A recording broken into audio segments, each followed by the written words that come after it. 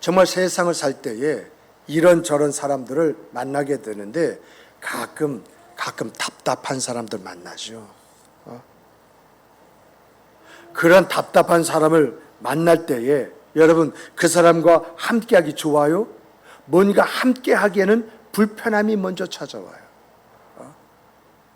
또 그런 사람들에게 이렇게 좀 해봐, 이렇게 말해주고 싶은데 그런 사람에게 잘못 말했다고 한다면 화가 들어올 것 같아가지고 뭔가 말해주기도 부담스러워요.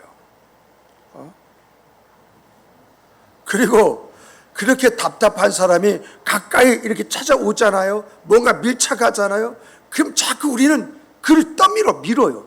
오지 마. 더 이상 여기까지.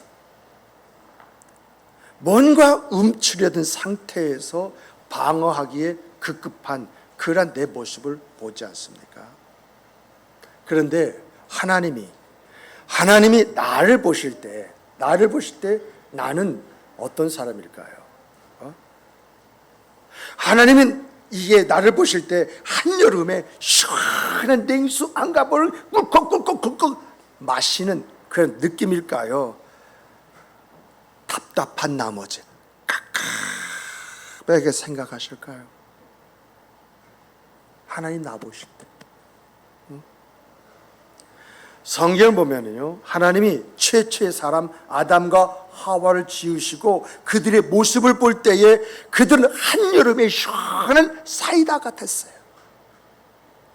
그런데 그들이 죄를 짓고 난 다음에 그 죄에 묶여서 살아가는 것을 보시고 하나님이 아담아 부르실 때에 하나님의 마음이 어떻겠어요? 가인이 아벨 동생을 죽였네요.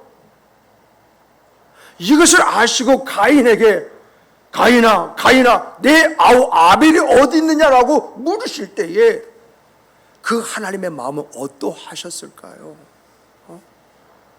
하나님의 아들들인 세대 후손들이 사람의 딸이라고 표현되어진 가인의 그 후손들의 그 아리따움에 반해서 그들을 안으로 삼아가지고 하나님을 버리고 세상을 향하여 살아갈 때에 그것을 보시는 하나님의 마음이 어떠했겠느냐.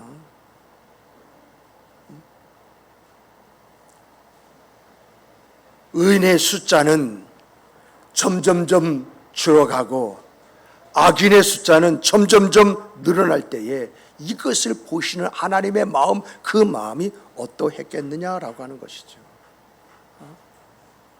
오죽했으면 참다 못해서 창세기 6장 6절과 7절에 이런 말씀을 하셨겠어요. 내가 이 땅에 사람 지었던 것을 한탄하고 후회한다. 그러므로 내가 이들을 싹 쓸어 버릴 것이다. 이렇게 하나님께서요, 세상을 심판 작정하시는 그런 가운데 누굴 택하시죠? 노아를 택하셔요. 노아에게 방주를 지으라고 하세요.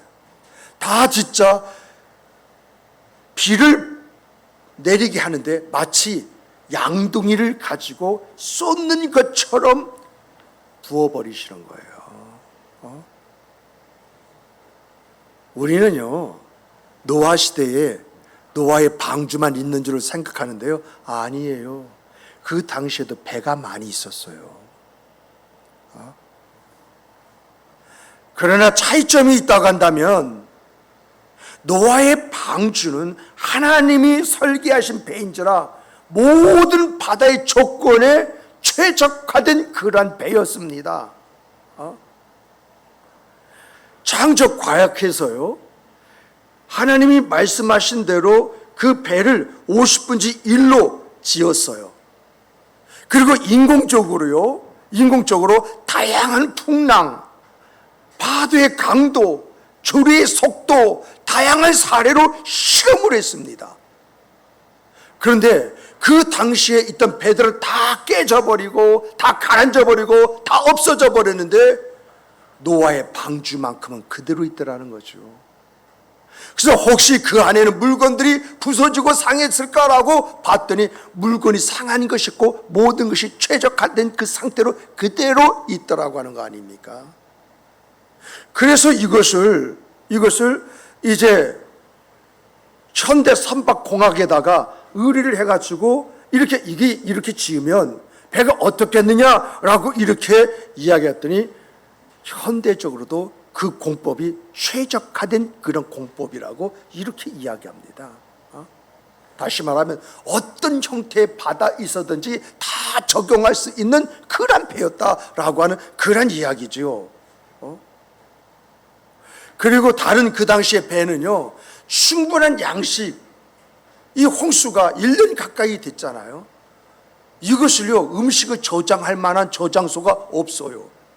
그런데 노아의 배에는 이 모든 것을 저장할 수 있는 저장소가 있다고 하는 장점, 특징이 있었다. 그렇기 때문에 홍수를 견디게 된 것이라고 이렇게 이야기를 하고 있거든요. 이렇게 하나님께서는 방주를 지어서 노아에게 방주를 지으라 해가지고 이 노아의 홍수를 넘기게 하셨는데, 그리고 방주에서 나와서 새로운 시대에 새로운 역사를 써 내려가도록 만드셨는데 갑자기 땅하고 등장하는 것이 뭐죠? 바벨탑이잖아요. 바벨탑.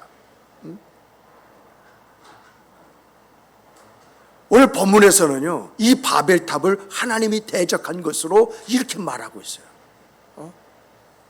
그런데 여러분, 이 바벨탑을 쌓을 때 노아와 노아의 세 아들은 살아 있었나요? 죽어 있었나요? 아브라함은 없었나요? 노아가 살아 있었고, 노아의 세 자녀 셈, 함, 야벳도 살아 있었고, 노아가 죽기 전에는 아브라함도 살아 있었어요. 그런데 어떻게 해서 이런 일이 일어날 수가 있었겠느냐? 이렇게 바벨탑을 쌓은 목적에 대해서 홍수로부터 자기 자신을 지키기 위해서라고 이렇게 이야기를 하고 있어요.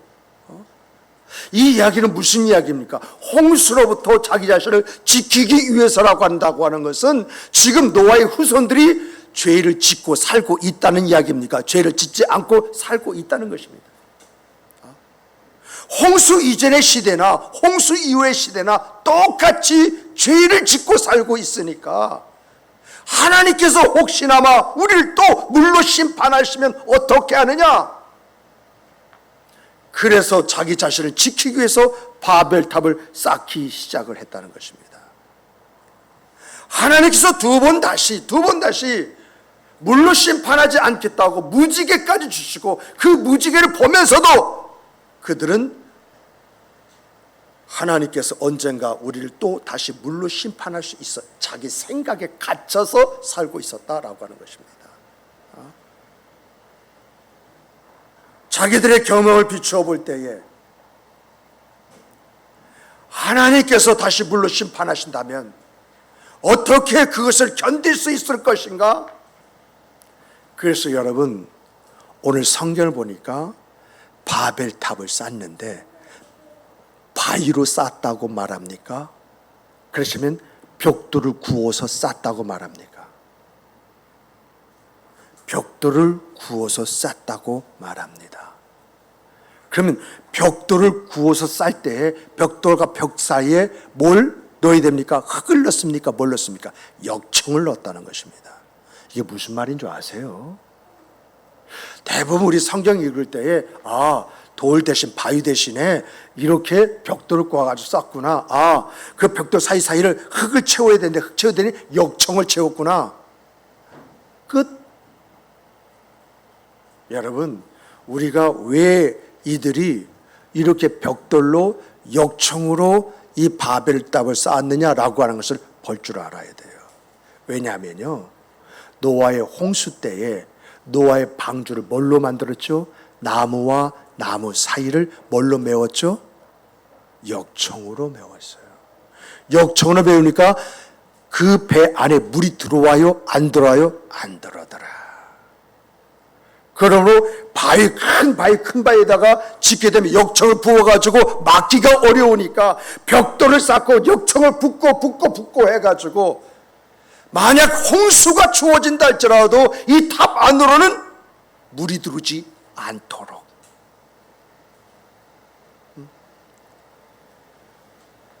이렇게까지 해서 바벨탑을 쌓았다라고 이렇게 성경이 우리에게 밝혀주고 있어요. 다시 말하면 지난번처럼 하나님께 물로 심판하신다 할지라도 그저 앉아서 당하지 않겠다라고 하는 것이 그 당시의 사람들의 생각이었다라고 하는 이야기예요. 이렇게 해서 바벨탑을 쌓았습니다. 바벨탑을 보면서 흡족했습니다. 뿌듯함에 사로잡혀 있습니다. 근데 여러분, 우리가 알아야 할 것은요, 하나님의 무식함이 인간의 지혜보다 낫다는 것입니다. 그들은 하나님의 걸작품이, 자기들의 걸작품이라고 이렇게 생각했던 생각이 어떻게 무너집니까? 근데 우리가 여기서 생각해야 할 것은요, 사람이요, 자기 생각에 갇히면요, 하나님과 단절된 길을 간다는 것입니다. 자기가요, 자기 생각에 갇혀버리면은요, 하나님께서 약속하신 약속을 믿지 못한다는 것입니다. 자기가요, 자기 그 마음의 문에 쇠사슬을 딱 걸어놓으면은요, 헛된 것, 의미 없는 것을 위하여 죽도록 수고하다 인생이 끝난다라고 하는 것입니다. 그 당시에도요, 믿음의 선진 노아가 있었고 노아의 그런 가족들이 있었습니다. 그들이 가만히 있었겠습니까? 외치지 않았겠습니까? 말리지 않았겠습니까? 그런데 그들의 말은 어디 갔습니까? 그들의 외침은 어디 갔습니까? 그들은요, 노아와 노아의 가족들의 말을 듣지 않았습니다. 이렇게 자기 생각에 갇힌 노아의 후손들이 하나님의 물심판으로부터 자기를 지키기 위해서 바벨탑을 쌓았지만은 하나님은 그들을 뭘로 심판하십니까? 사람은 물의 심판을 생각하고 바벨탑을 쌓을 때 물이 들어오지 못하도록까지 신경 써서 만들었는데 하나님은 무엇으로 그 사람들을 심판하시느냐라고 하는 것입니다. 하나님은요, 하나님께서 그렇게 심판하실 생각조차 못했습니다. 상상하지 못했습니다. 어느 혼잡으로 그 모든 것을 무너뜨릴 줄 어떻게 알았습니까? 각 족속마다 언어를 달리하니까 바벨탑이 무너져 버리지 않습니까? 하나님의 방법은 너무너무 기가 막혀요. 신묘막측이라는 말이 그저 나온 말이 아닙니다. 지금도 그래요. 하나님이 어떤 역사를 하신다라고 할 때 역사하신 대로 그대로 하시는 것이 아니라 내가 상상하지도 생각조차 못한 그 방법으로 역사하세요. 하나님이 나에게 역사를 방식으로 여러분에게 역사하시는 것도 못 봤어. 다 달라요. 그래서 우리가 사람을 지도한다 할 때 내 경험 속에서 이렇게 해봐, 하나님이 이렇게 역사하실 것이야 라고 이야기한다고 한다면 그건 잘못 가르쳐 주는 겁니다. 한번 해봐. 하나님께서 살아계셔, 하나님께서 일하셔, 하나님께서 역사하셔, 그거 한번 체험해봐. 여기까지 해야 되는 거예요.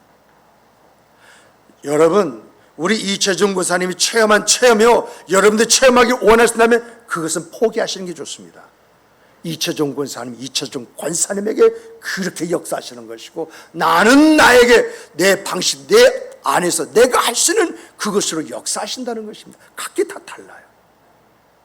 그래서 은사를 주시더라도 한 가지 은사를 주신 것이 아니라 각양각색의 그 은사를 주셔서 교회를 이루게 하시는 하나님의 섭리를 우리가 두 눈으로 보잖아요. 이게 하나님의 방식이라는 겁니다. 그러면 이런 인간의 역사 속에서 하나님이 우리에게 가르쳐 주는 것이 뭐예요? 역사를 무시하면 당한다고 그랬어요. 역사를 산 거울로 삼으면 그 역사 속에 이런 문제로부터 내가 피할 길을 얻는다고 그랬어요. 그러므로 이러한 인간 역사가 우리에게 가르쳐 주는 것이 뭐냐? 그 첫째는요, 하나님은 시건치 않으십니다. 한번 물로 심판하지 않겠다 하면 물로 심판하지 않아요. 또 하나님은요, 여러분과 저에게 어떤 것을 약속하셨다? 변개치 않으십니다. 약속하신 대로 그대로 역사하시고 이루시는 방식과 이루시는 내용을 우리가 모를 뿐입니다.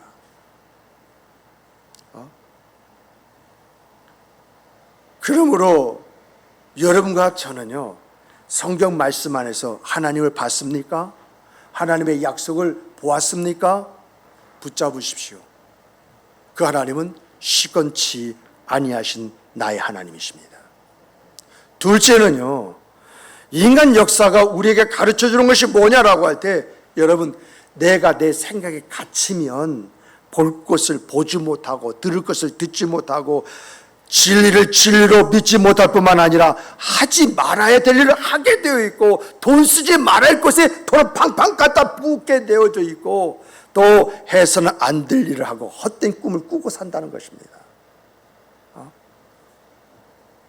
그러므로 이 자리에는 여러분과 저는 항상 하나님을 향하여 열려진 그 마음으로 후회 없는 생각, 그 삶을 만들어가는 성도 여러분이 되시기를 주님의 이름으로 축복합니다.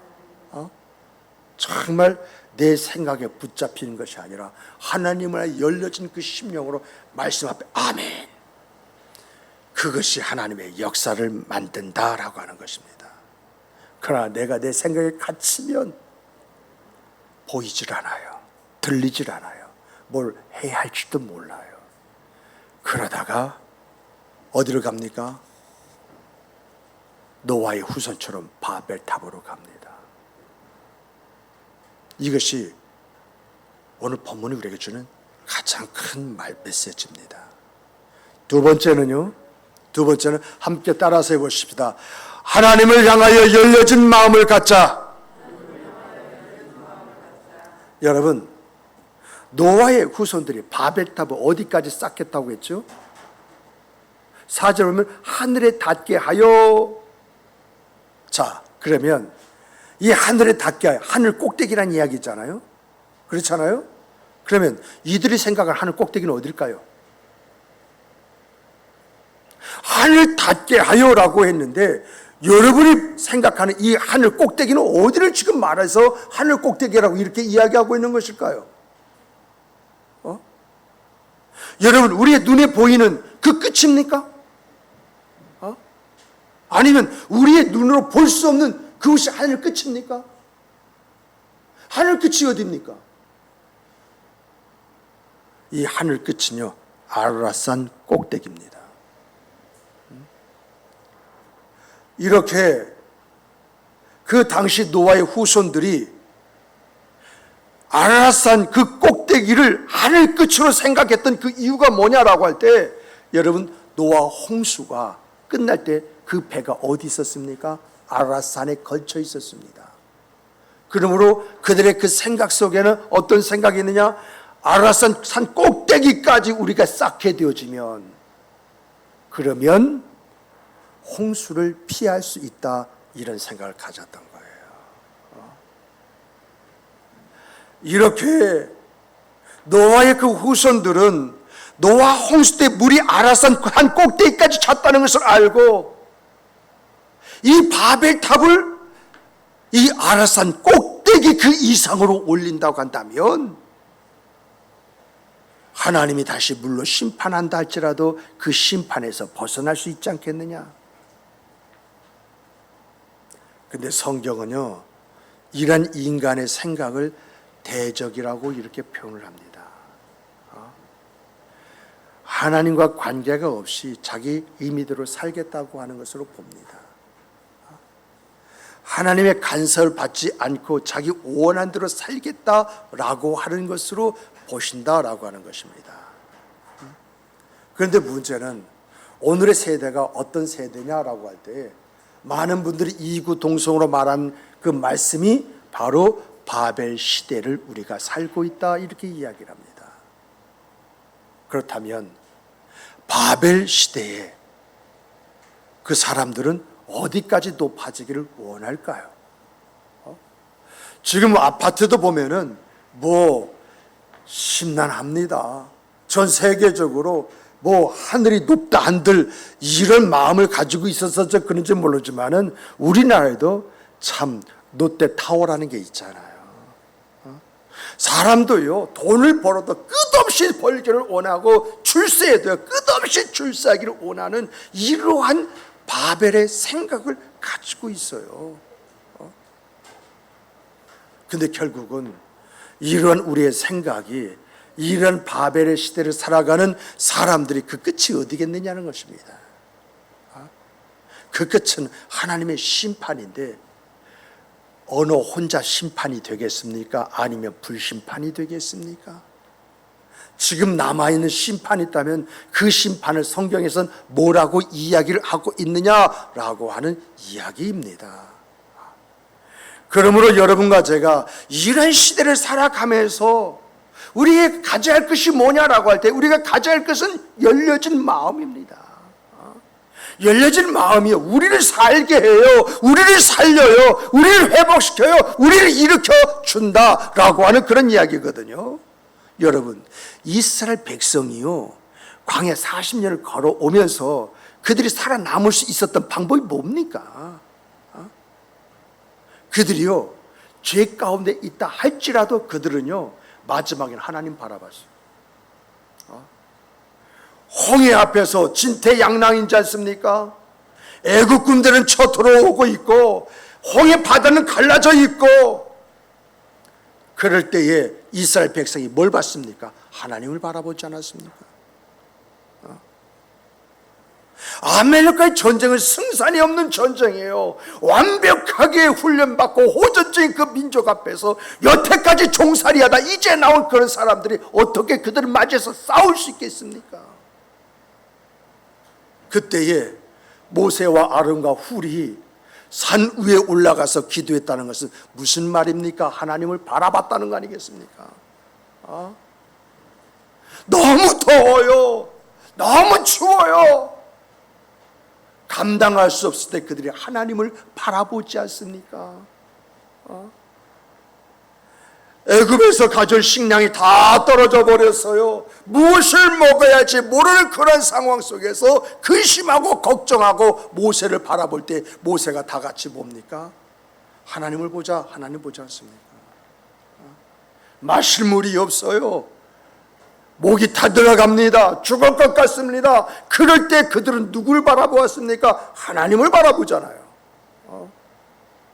요단강을 걸 때 몸에 거듭시기 때문에 범람했다고 했습니다. 건너가면 물살에 휘말려서 떠내려서 죽습니다. 그런 요단강을 앞에서 누구를 바라봅니까? 하나님을 바라보잖아요. 여리고 성 앞에서 누구를 바라봅니까? 철옹성 그 여리고를 바라보면서 그들은 하나님을 바라보잖아요. 가나안을 진격했습니다. 북부의 4개 왕들이 연합군을 형성해서 도전해 옵니다. 남쪽에도 5개 그러한 이제 나라들이 연합해서 공격해 옵니다. 그럴 때 누굴 바라봅니까? 하나님을 바라보지 않습니까? 이렇게 하나님을 바라본 결과 하나님이 약속하신 대로 가나안 땅을 각 족속대로 그리고 더 나가서 이제 각 가정대로 또 모든 가족대로 분배돼서 그것을 얻지 않습니까? 이런 것을 가리켜서 뭐라고 말합니까? 열려진 마음으로 바라보면 하나님께서 일하시고 역사심을 체험하게 된다라고 하는 것을 우리에게 보여주지 않습니까? 오늘날도 마찬가지입니다. 여러분 우리가요 우리의 환경, 상황, 처지, 조건을 보면은요 그 환경에, 그 상황에, 그 조건에, 그 처지에 갇힐 수밖에 없습니다. 내 생각에 묶여서 전전긍긍하다 끝나버립니다. 할 수 없다. 해도 안 된다. 어렵다. 그 생각과 말이 전부 다 부정적인 것만 나오게 되어져 있어요. 그런데 여러분, 우리가 열려진 마음으로 하나님 바라보면 우리 안에 들어오는 것이 뭐니까? 믿음이 들어오잖아. 믿음이. 하나님을 바라봤더니 불가능한 것이 가능한 걸 보이지 않습니까? 힘든 것이 그까지 조금 힘한번 쓰면 되지, 이런 생각으로 바뀌지 않습니까? 어려운 것들이 뭐죠? 손쉽게 해결되는 일로 나타나지 않습니까? 모든 부분에 있어서 자연스럽게 할 수 있다, 하면 된다, 해보자, 이런 생각이 자리 잡지 않습니까? 정말 여러분과 저에게는 이 하나님의 열려진, 하나님을 향해 열려진 이 마음이 있기를 주님의 이름으로 축복합니다. 축복합니다. 제가 이번에 우리 조성미 집사님이 애들 돌보느라고 애쓰고 수고했어요. 내가 우리 조성미 집사님에게 인사할 말이 무슨 말인지, 집사님 힘들어서 어떡해? 힘들어 어떡해? 했더니 조성미 집사님 뭐라고 이야기하느냐? 아니에요. 할 수 있어요. 재밌어요. 얼굴에는 힘든 것이 보일지라도 말해서 재밌어요. 즐거워요. 감사하지요. 이런 말을 들을 때, 야, 우리 조 집사님 많이 달라졌구나.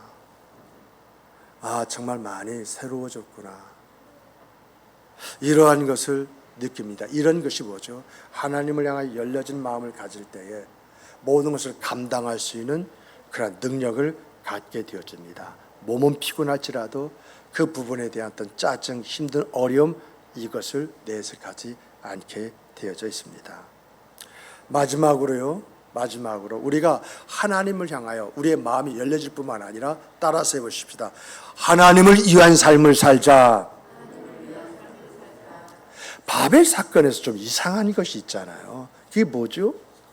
노아가 살아있고 노아의 가족들도 살아있는데 어떻게 그들의 후손이 하나님을 대적하는 이런 일을 할 수가 있느냐라고 하는 거잖아요. 여러분, 이렇게 노아의 후손들이, 노아와 그의 가족들이 살아있음에도 불구하고 이렇게 하나님을 대적하게 된 이유가 뭐라고 생각을 하십니까? 여기에 단서는요, 노아가 그 홍수가 끝나고 난 다음에 농사져서 포도 농사를 졌습니다. 이 포도로 포도주를 만들어서 건나하게 먹고 취해서 알몸으로 자게 되지요. 이것을 아들 함이 이제 보고 가시거리로서 말을 하는데, 이 사실을 알고 노아가 이 함을 저주해 버립니다. 자기의 허물과 자기의 문제는 보지 않고 생각하지 않고 그것을 가지고 이야기했던 사람이 아들임에도 불구하고 그가 이 함을 그렇게 저주했다라고 하는 이 사실 속에서 비록 그가 하나님 앞에 의인이요 완전한 자이다 할지라도 아버지로서 그가 가질 모습을 가졌느냐, 자식으로 하여금 신뢰와 존경과 사랑을 받는 사람이냐, 아버지 이연배 굴복시키는 그러한 사람이었느냐.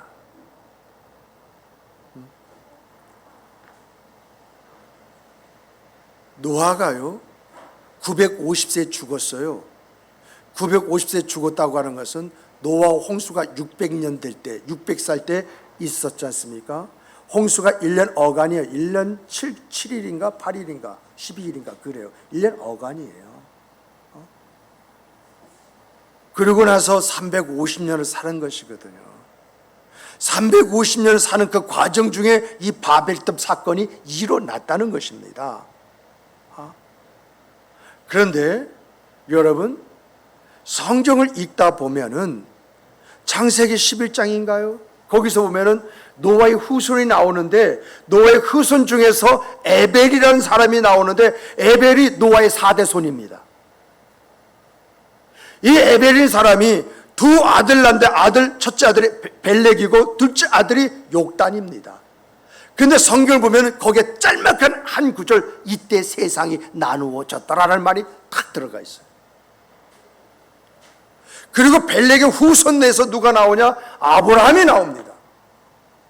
아브라함이 58세 되던 그 날 노아가 죽어요.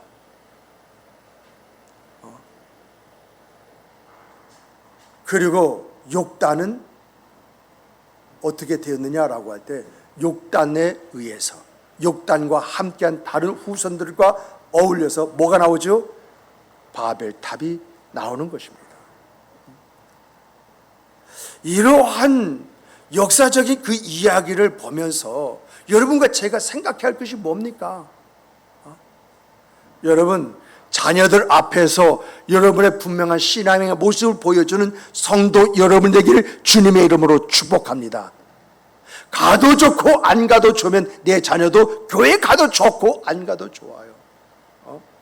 내가 교회 일에 있어서 그냥 신경을 쓰냐 신경을 쓰지 않냐 이 모습을 내 자식이 보고 그 자식과 똑같이 그런 신앙생활을 합니다. 신앙의 유산이라는 것은요, 내가 죽을 때도 예수 잘 믿어 이것이 신앙의 유산이 아니라 내 생활과 삶에서 보여주는 것이 신앙의 유산이에요.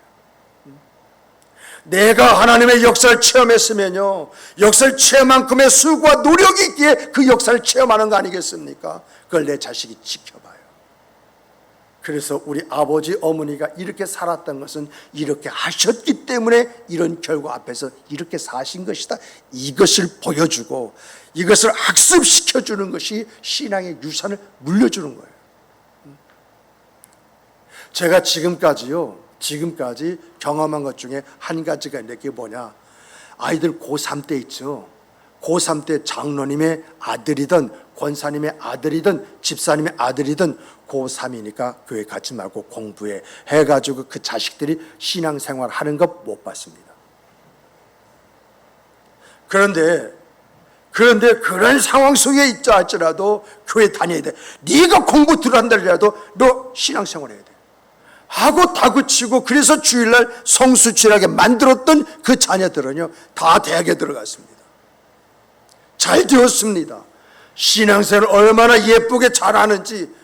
그래서 사회에 나와서 자기 가정을 이끌어가면서도 어떻게 해요? 그 아버지가 가르쳐준 대로, 그 아버지가 보여준 대로 그대로 신앙생활하면서 자기 삶을 가꾸어가는 것을 보았습니다. 그러므로 오늘 여러분과 제가 은혜 받았다가 하는 것이 중요한 게 아니라, 복 받았다가 하는 중요한 것이 아니라 내가 어떻게 살아가는 그 모습을 내 자녀에게 보여줘야 되느냐. 혹시 우리 중에 교회 가자, 엄마 아빠나 잘 다니세요, 난 신경 쓰지 마세요, 그런 자녀 있습니까? 그럼 우리는요 그 자녀 앞에 무릎 꿇고 잘못을 구해야 됩니다. 하나님 앞에요 통회하고 잡았고 회개해야 됩니다. 그렇지 않으면 자식 돌아오지 않습니다.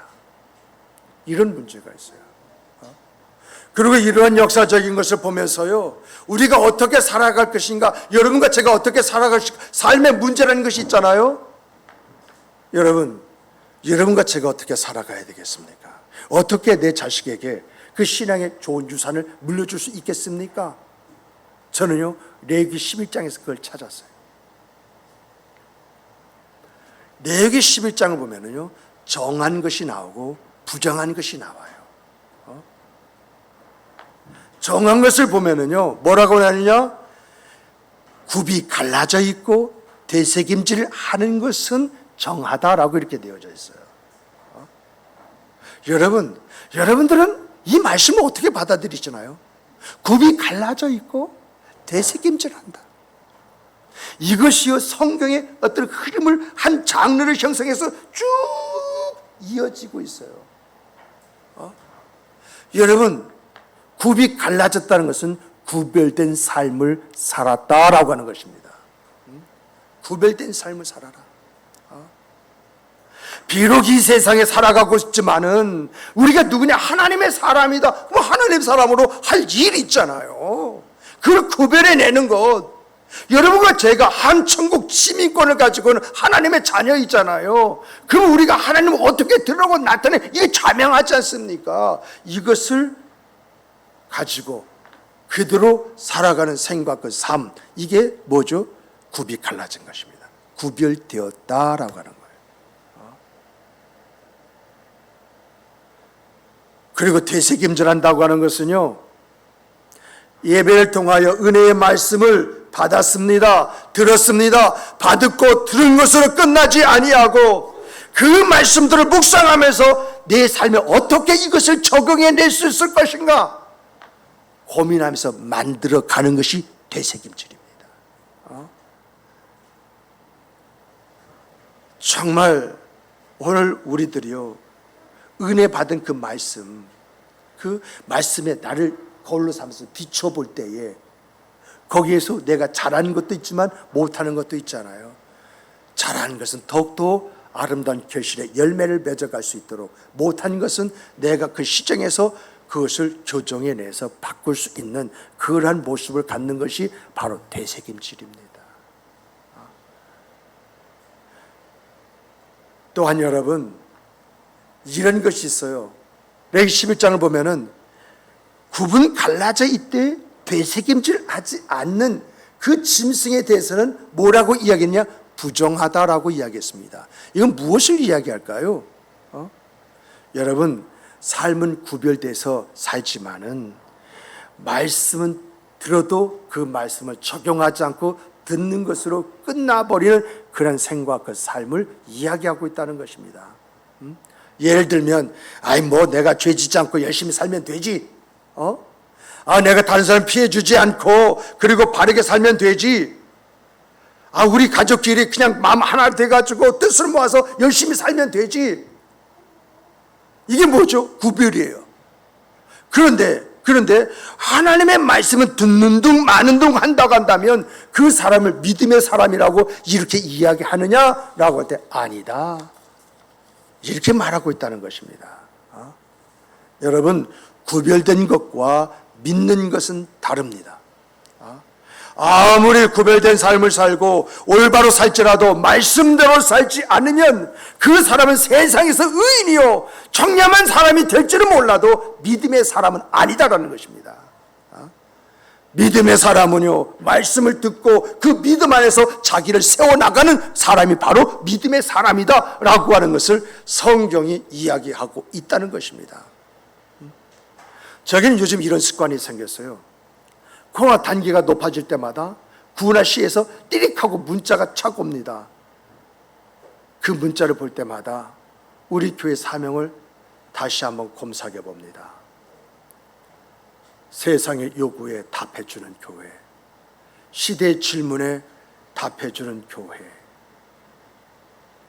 교회가 작고 내가 그릇이 작을지라도 내 하나님, 내 아버지는 전지전능하신 분이시다, 이것을 내가 믿느냐 믿고 있지 않느냐. 믿는 자에겐 능치 못함이 없다고 했는데 이것을 내가 믿고 있느냐 믿고 있지 않느냐, 이것을 생각을 해봅니다. 그렇죠. 우리 교회가 얼마나 크고 힘있고 능력이 있어서 무슨 세상이 요구하는 요구에 답을 해줄 수 있겠고, 시대의 흐름에서 시대가 질문에 답을 해줄 수 있겠습니까? 내 개인적으로도 봐도요, 그런 역량 없어요. 그래요. 우리 교회는 그래요. 나는 그래요. 그러나 내 아버지, 내 하나님은 천지전능하신 하나님이라고 나에게 그렇게 가르쳐 주셨습니다. 믿는 자에게 능치 못함이 없다고 이렇게 믿게 해 주셨습니다. 그러면 그 하나님, 그 내 아버지가 내 이 마음을 아시고 역사하신다면 모든 것이 가합니까? 그렇지 않습니까? 천지전능하신 하나님이 나와 함께 하시고 우리와 함께 하신다고 할 때에 우리가 어떤 일을 할 수 있겠습니까? 못할 일이 있겠습니까? 우리는 그 하나님이 하신 일을 통해서 찬송하는 자가 되면은 되는 것입니다.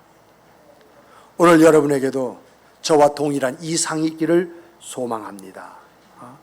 하나님을 위한 목적이 있는 믿음의 삶, 그것이 어떤 것이 되었든지 간에 하나님의 도우심과 인도하심과 역사하심이 여러분과 생과 삶에 있기를 주님의 이름으로 축복합니다. 축복합니다. 축복합니다. 말씀을 맺겠습니다. 주님이 이런 말씀하셨어요. 말세에 내가 너에게 너희 믿음을 보겠느냐. 저는요, 이 말씀이요, 왜 볼 때마다 반어법으로 보입니까? 반어법. 이 반어법으로 보니까 이 말씀이 이렇게 들려요. 주님께서 말세 너의 믿음을 보고 싶다. 너의 믿음이 더 크기를 원한다. 너의 믿음의 풍성함에 그 부유함이 있기를 소망한다. 이런 말씀으로 보여요. 이렇게 들려요.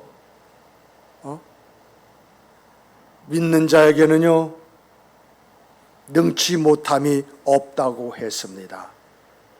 이 믿음으로 하나님께서 일을 만들어 가시고 그것을 이루어 성취해 가시는 그 역사가 여러분과 제 삶에 임하는 하나님의 축복이요 은혜요 우리의 입술에 간증으로 나타나기를 주님의 이름으로 축복합니다.